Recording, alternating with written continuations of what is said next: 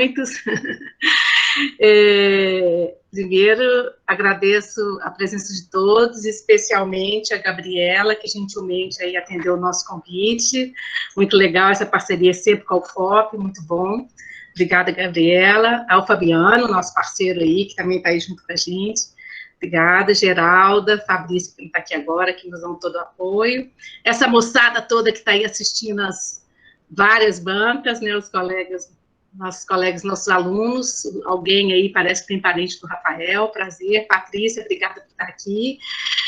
Rafael, claro, hoje a tarde é sua, boa sorte, e eu sei que você tem toda a competência, eu vou passar a palavra para você, você vai ter entre 25 minutos, mais ou menos, para apresentar, tá bom? Se eu ver que você está extrapolando, eu te dou um toque aí, eu abro o microfone e te chamo, tá bom? Mas... Obrigado. Pretendo usar todo esse tempo mesmo.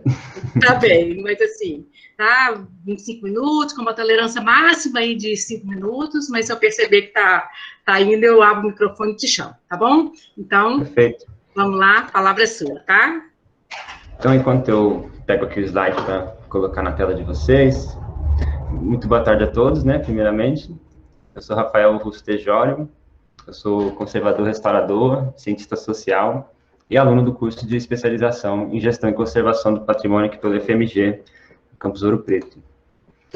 Ofereço aqui meus cumprimentos à banca, agradeço bastante ao convite e a presença remota de cada um de vocês aí. Que nossa troca hoje seja bastante enriquecedora. Então, aqui está o objeto da pesquisa, o objetivo da pesquisa também. E, inicialmente, falando assim, em matéria do contexto... Rafael, ainda não apareceu, não. Você já compartilhou? Não apareceu? Ainda não. Alguém já está vendo aí os slides dele? Não, ainda não. Também não, Cristina. Às vezes demora um pouquinho mesmo, mas assim, não está dando sinal ainda não. E agora? Pronto, agora está vindo. Pronto. Beleza. Voltando só ao slide inicial aqui para não passar em branco, né? Tá joia. Então, de forma bem sucinta, né, a escolha desse tema, ela partiu da experiência que eu tive lá em Campinas, com a comunidade João Godito Ribeiro. Eu participei de várias visitas, de muitos eventos que eles promoviam, e também tive acesso à líder da comunidade, a Alessandra, que na época também estava estudando na Unicamp. E essa comunidade, para mim, foi uma porta de entrada, né, para pensar muitas questões que envolvem o patrimônio, né, questões que foram bastante ampliadas através da bagagem que a gente adquiriu durante as disciplinas desse curso de pós-graduação, e em especial onde a gente refletiu bastante sobre a multidisciplinaridade, né, dos novos paradigmas nesse campo do patrimônio, e uma visão mais integral de patrimônio, aliás. Então, a parte inicial do texto, em resumo, ela é uma tentativa de entender quais são os fatores históricos, né, que determinaram, ao longo dos anos, o raio da ação preservacionista no Brasil. Eu comento que ainda hoje ela se concentra muito nos exemplares da arquitetura luso-brasileira, né, como casarões, igrejas, mas que já segue atualmente essa tendência de encarar a questão do patrimônio, reconhecendo o protagonismo de outros segmentos, de outros grupos sociais, que foram historicamente excluídos, né, socialmente, politicamente. Então, a gente dá início ao nosso texto fazendo um breve histórico, né, dessa noção de patrimônio, do processo de construção das nossas políticas patrimoniais. Como eu comento no texto, nessas primeiras décadas, eram políticas que não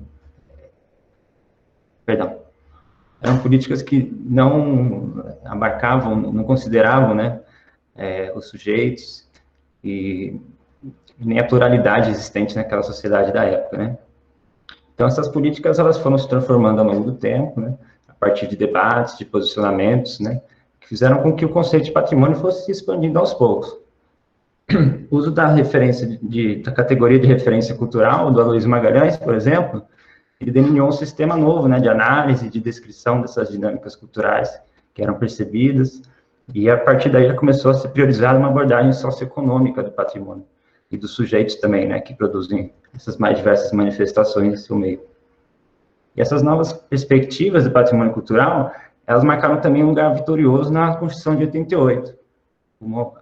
Coloco aqui essa foto do Ayrton Krenak nesse evento, né, que foi justamente um esforço coletivo, né, da época, na construção de métodos, de instrumentos que fossem mais adequados à natureza dos bens culturais, né, e aperfeiçoando, assim, também a metodologia e a noção do patrimônio. E eu cito no texto outros momentos importantes também, né, nessa criação de instrumentos de proteção patrimonial, como é o caso da chancela de paisagem cultural, que foi criada em 2009, e tem se tornado aí importante no processo de inclusão, né, dos grupos sociais, enquanto sujeitos, né, do seu processo de patrimonialização. Então, em resumo, são muitos os fatos históricos, né, que permeiam essa trajetória de patrimonialização no Brasil. Essas percepções mais antigas, mais restritas sobre o conceito de patrimônio, elas deixaram marcas, inclusive na atuação dos órgãos que são responsáveis, e que precisa, então, ser constantemente atualizada, né? E eu deixo aqui a citação da Márcia Chuva, que está colocada no nosso texto, que ela fala que o esforço dentro de uma perspectiva histórica, ele vem de conta a necessidade de se problematizar o patrimônio por meio de uma investigação efetiva da sua trajetória, mas em vista do seu papel na configuração do campo e das políticas de preservação cultural. É isso que a gente vai falar agora.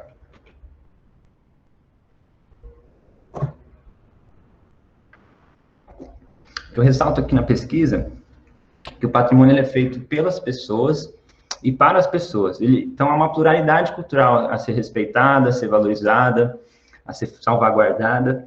Então, portanto, a gente deve lutar pela garantia e as devidas condições para a sua reprodução e sua existência, né? E um dos principais desafios para essa ampliação da noção de patrimônio é justamente a difusão da própria noção de salvaguarda e também do entendimento relativo aos valores dos bens culturais. Então, eu sugiro que estudar o patrimônio implica não apenas estudar o cotidiano dos sujeitos e grupos que detêm as expressões culturais, mas também as práticas diárias daqueles que formulam essas políticas patrimoniais, né? Pois, como sugere o Piano aqui na citação, a problemática do patrimônio lá está intrínseca à problemática dos valores, né? Que eles ecoam em qualquer esfera do campo. E esse campo é induzido por questões a respeito do que é valorizado e a quem atribui valor. Então, nesse sentido, o patrimônio antes de tudo, também um fato social. Ele está ligado àqueles instrumentos sociais e culturais que determinam as maneiras de agir, de pensar e de sentir na vida de um indivíduo que se adapta às regras da sociedade. Então, portanto, sujeitos que atribuem valor a determinado objeto, eles são frutos da sua época, né? Eles valorizam aspectos da sua cultura ao julgar se um bem deve ou não ser considerado um patrimônio. Falando da contribuição da antropologia, eu indago sobre como a pesquisa antropológica ela pode contribuir para a elaboração de novos instrumentos de definição e de proteção do patrimônio, né?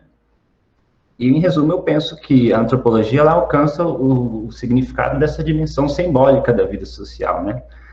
E por isso que ela revela uma importância de atentar para o ponto de vista dos próprios sujeitos na compreensão do patrimônio, né? Então, reconhecer que determinados bens culturais têm uma importância cultural expressa para um número considerado de indivíduos, né, que se sentem interessados em protegê-la, a gente já deve analisar esse conjunto sob a ótica dos processos de atribuição de valor e significado. Então, a gente tem que se atentar às relações que os sujeitos tecem com o seu contexto para compreender como atuam, quais valores, quais sentidos e práticas que são guardadas, produzidas e reproduzidas pelo grupo. Então, a antropologia tem contribuído justamente também para a superação dessa dicotomia entre o material e o material, né? Ou seja, os suportes físicos, sem essa rede viva e dinâmica das relações sociais e simbólicas, eles não passariam de um conjunto de objetos sem significado. Então, não basta um tratamento técnico-científico desses fenômenos ligados ao patrimônio, né? Pois isso jamais daria conta de toda essa problemática presente. O entendimento do Salvador Munhoz Vinhas, ele defende que a ação sobre os bens culturais é definida em função dos objetos, só que o que caracteriza esse objeto são questões subjetivas, são estabelecidas pelas pessoas e não são inerentes ao próprio objeto.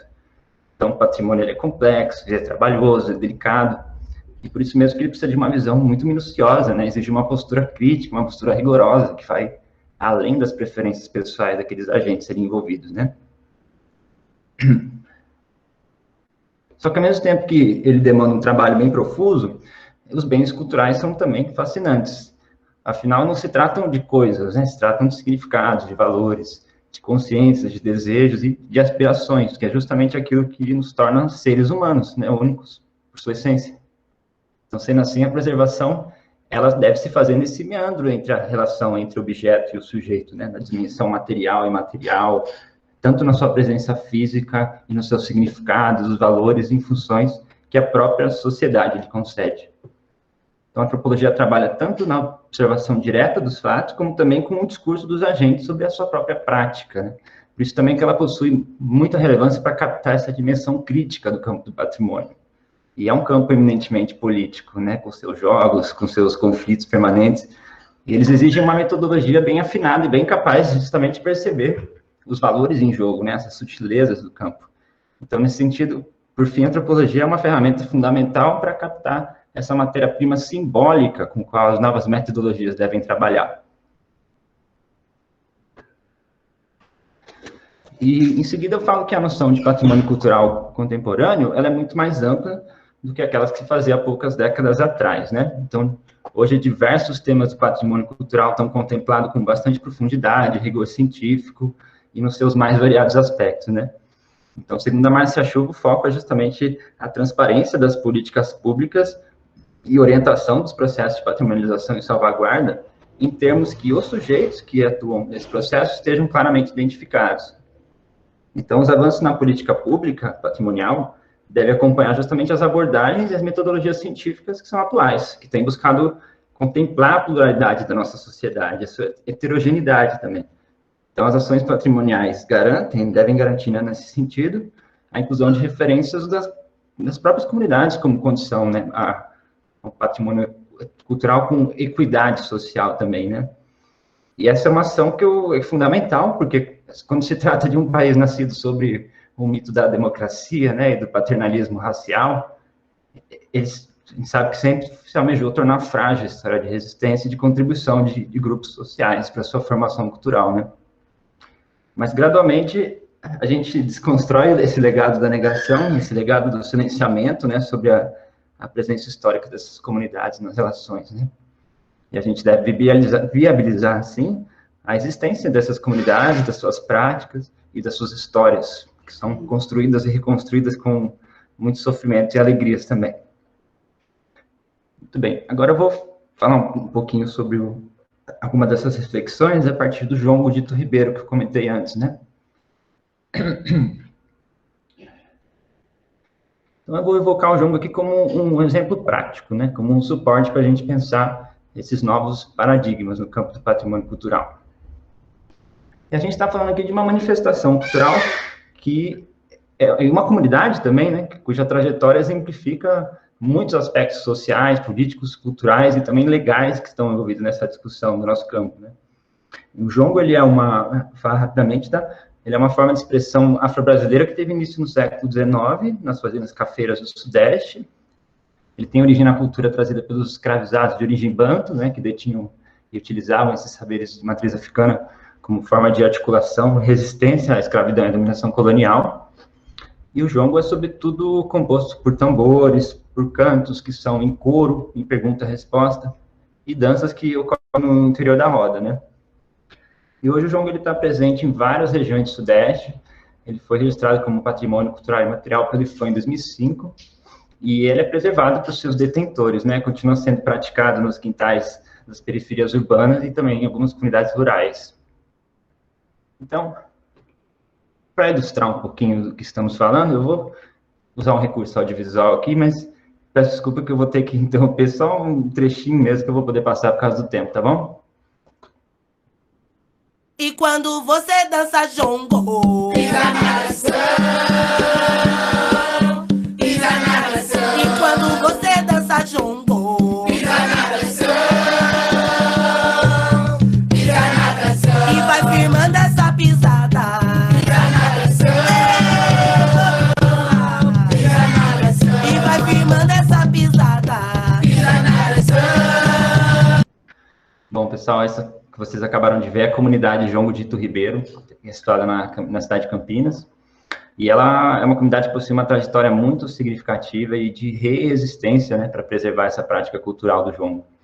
Essa comunidade jongueira está instalada na Fazenda Roseira, que é uma antiga fazenda de café lá do início do século XIX. Na verdade, é um conjunto de edificações, né, que é inserido de forma muito forte na vida cotidiana de várias gerações sucessivas, né, e cuja experiência também é indissociável da experiência do próprio bairro, né. E a história de anos e anos de resistência dessa comunidade até a conquista desse espaço teve início quando o antigo proprietário da fazenda, deixa eu só passar o slide, o antigo proprietário da fazenda, ele iniciou um desmonte criminoso da fazenda, ele estacionou um caminhão ali, começou a fazer a retirada de folhas de porta, janelas e outros materiais que são tão significativos à coletividade, né? Só que, felizmente, nesse dia, a comunidade ela conseguiu impedir o crime ao chamar o poder público, a polícia, e as famílias ali e a comunidade jongueira que residiam no Jardim Roseira, né, que é o bairro ali no entorno da fazenda, eles então ocuparam a sede em reação às ações do então proprietário, né? E nesse dia haviam ali cerca de 500 pessoas, né, entre integrantes da comunidade e vários grupos culturais de Campinas que também vieram ali para participar do processo de intervenção e ocupação da fazenda, né? Então, após esse evento, a comunidade ela passou por um processo de negociação com a prefeitura, com demais órgãos, e nessa luta para garantir a preservação da Fazenda Roseira, que é ocupada pela comunidade jongueira como sede permanente desde 2008, foi solicitado, então, um pedido de concessão do uso desse espaço, né, baseando na argumentação da preservação da fazenda, na preservação ambiental do entorno, e na afirmação da identidade negra e no registro do jongo também como patrimônio imaterial. E após 7 anos de resistência cultural, de muitas ações coletivas que eles fizeram, foi homologado lá em 2015 a permissão do uso do espaço para a comunidade Jongo Dito Ribeiro praticar o jongo e realizar diversas dessas ações de educação patrimonial, de cultura afro, a formação afroambiental, e tendo sempre o jongo como um elemento estruturante. E desde então, a gestão desse equipamento público, ela é realizada pela própria comunidade, né, representada formalmente pela Associação do Jongo Dito Ribeiro.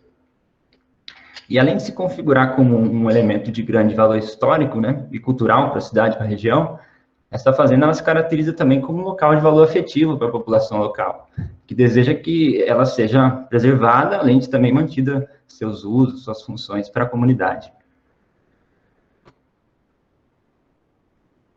Falando um pouco sobre o processo de patrimonialização do jongo agora, em 2013, o jongo conquistou também um registro imaterial no CONDEPAC, né, que é o órgão de defesa do patrimônio cultural de Campinas, e nessa ocasião também ficou estabelecida a adesão do município no plano de salvaguarda do jongo do Sudeste, e acho que foi o primeiro patrimônio material de Campinas, então também configurou-se também como uma referência, né, para a Secretaria Cultural da cidade, né, que saiu na frente, né, inclusive em reconhecer e preservar seu patrimônio material, numa época que, se não me engano, apenas 4 municípios, né, tinham um tombamento material municipal na época. Se não me engano, Ouro Preto é um deles. Acho que a Sandra Taella pode confirmar depois. E a pesquisadora Luana Oliveira, sobre isso, ela aponta que quando a gente compara, por exemplo, a distribuição espacial do jongo lá no início do século XX com os dias de hoje, a área é praticamente a mesma, só que a incidência diminuiu, né? E para ela isso significa que nas últimas décadas houve um movimento, né, de esforço consciente de preservação, de revitalização do jongo nessas comunidades, e esse processo foi devidamente motivado pelos descendentes dos antigos jongueiros, né, com apoio de grupos culturais, de movimentos sociais, e foi produzido aí alterações e transformações na maneira de praticar o jongo, né, que criou uma forma de organização também com o objetivo de fortalecer, de divulgar o jongo, como é o exemplo dos encontros de jongueiros, da formação de rede de memória do jongo pelo Pelotão de Cultura.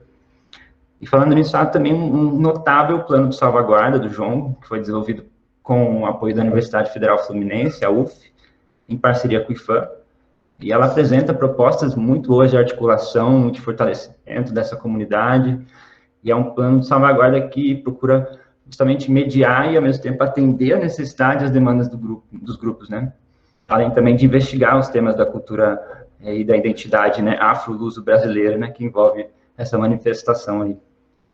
Então, para os jongueiros, isso é um ponto também de encontro mantenedor dessa cultura viva, né? É uma conquista dessa população para manter suas raízes, sua cultura, e, além disso, é também um projeto desenvolvido para reconhecimento e valorização dessas comunidades, né?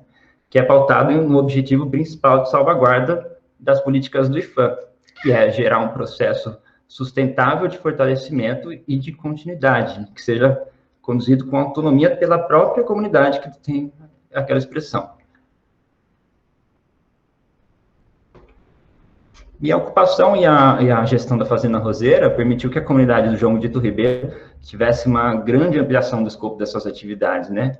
E aumentou muito também o nível de articulação da comunidade com diversos setores, como o IFAM, a Prefeitura, a Unicamp, as entidades civis organizadas, movimentos sociais, movimentos culturais, entre muitos outros, né, que só fortalecem ainda mais a ocupação. O grupo, além disso, também criou um plano pedagógico que se baseia na Lei de Ensino da História e Cultura Afro-Brasileira e Africana, e, assim, eles fazem também atividades educativas, né, que é oferecida na Casa de Cultura Fazenda Roseira, que seguem justamente os pilares da tradição, educação ambiental e valorização da cultura afro através da educação patrimonial. Então, ela tendo sido utilizada já como espaço de ensino e aprendizagem através da editação dessas aulas, de bibliotecas, a gente pode também identificar que a Fazenda agora agrega também um valor educativo, né, que é complementado pela essa oportunidade de outras futuras e novas iniciativas também que podem ser implementadas lá, né. E esse espaço, ele também impõe valores, né, que estão relacionados tanto ao conjunto de crenças católicas, quanto também a sistema de crença de matriz africana, né. Então, ele constitui também um bem que detém sentidos nos quais consolida o legado dessas religiões africanas, né? Então, esse legado serve potencialmente até o interesse de toda a comunidade de Umbanda, Candomblé. O estudo dessa fazenda, ele também nos conduz a uma série de questões, né, que são trazidas pelos conjuntos de valores culturais que são relevantes a essa comunidade, né? E justamente que a configuram como um patrimônio cultural, né? Que formam esse fenômeno que exige ser reconhecido como objeto de estudo. Então, um dos critérios para a patrimonialização dos bens culturais tem sido justamente a comprovação da sua continuidade histórica, né, da sua constituição ao longo do tempo, e seu reconhecimento como referência identitária de uma coletividade. Só que, apesar da importância disso, esse ainda é um conceito muito incompreendido no campo do patrimônio cultural, né? Inclusive, um dos momentos mais marcantes que eu vivenciei com a comunidade do Jongo Dito Ribeiro foi justamente um diálogo com as lideranças, onde elas me expuseram que alguns profissionais da área de cultura estavam afirmando a elas que não era possível aplicar medidas convencionais de proteção ao jongo, né? Pois, segundo eles, se tratava somente de um resgate cultural, né? Não tinha continuidade histórica para ser considerado patrimônio. Bom, esse é um equívoco que é recorrente, infelizmente, ainda, né? E continua presente nos dias de hoje. Porém, a ideia de continuidade histórica, gente, ela não pode ser confundida com a ideia de mobilidade, né? Ou mesmo com a ideia de autenticidade. Justamente porque uma das condições para a sobrevivência de uma manifestação cultural é justamente a sua capacidade de adaptação às mudanças de acordo com o contexto onde ela ocorre, né? Então, nesse sentido, as próprias transformações podem significar permanência. E apesar dos avanços, alguns debates sobre patrimônio cultural, como esse, ainda insistem numa indisposição, né, em relação aos atuais processos de mudança e transformações. Porém, está mudando muito, né? E uma crítica a essa perspectiva é que esses processos, às vezes considerados descaracterização, também podem ser aceitos como contextos em que os bens culturais se inserem, né? Então, o Jongo Dito Ribeiro, gente, ele é um exemplo que conseguiu gerar, a partir das lutas dessa comunidade, muitas obrigações por parte do Estado, por parte da sociedade. Quando a gente analisa o processo de patrimonialização deles, é um desafio de construção coletiva, né, que envolveu a participação de várias instâncias, né, nacionais, estaduais, municipais, além também de diversas leis e instrumentos de proteção, né. Então, ao mesmo tempo, também a gente percebe que a trajetória do Dito Ribeiro não dependeu só exclusivamente dessa institucionalização para garantir sua existência, né, mas sim das suas ações, das suas próprias ações, da sabedoria transmitida e cultivada nas bases dessa comunidade jongueira, né. E a trajetória dessa comunidade, ela exemplifica também alguns aspectos muito importantes que envolvem a questão do patrimônio, e a partir desse exemplo do jongo, a gente pode verificar que a patrimonialização, ela constitui-se como um campo bem complexo, né, que é um campo político, inclusive, que envolve diversos agentes, além dos agentes que são detentores diretos daquele patrimônio preservado, né.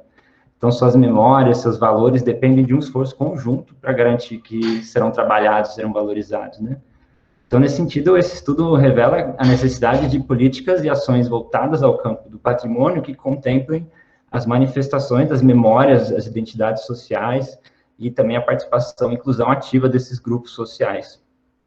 A Beatriz Kuhl, ela destaca que a atuação na preservação de bens culturais, ela deve essencialmente seguir princípios gerais, métodos e conceitos consistentes, que vão ser sempre apoiados na história, na filosofia, nas ciências sociais e outras diversas ciências, né?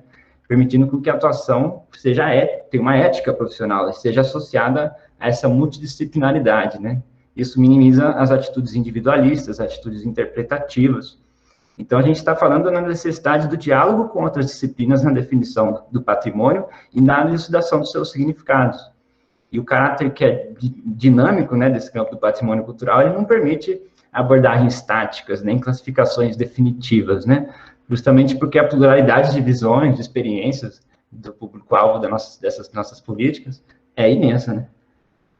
Então, partindo para as considerações finais agora, além dessa complexa noção de patrimônio, né, que a gente deve construir, revisando os conceitos, as premissas dessa área, também é preciso se debruçar de forma aprofundada em direção ao patrimônio para compreender e também potencializar os movimentos espontâneos que surgem na sociedade, né, que estão em busca da valorização de sua própria identidade. Isso requer ainda múltiplas contribuições. Então, a patrimonialização ela é fundamental, mas também precisa corresponder à demanda dos grupos sociais envolvidos com o patrimônio cultural a ser preservado.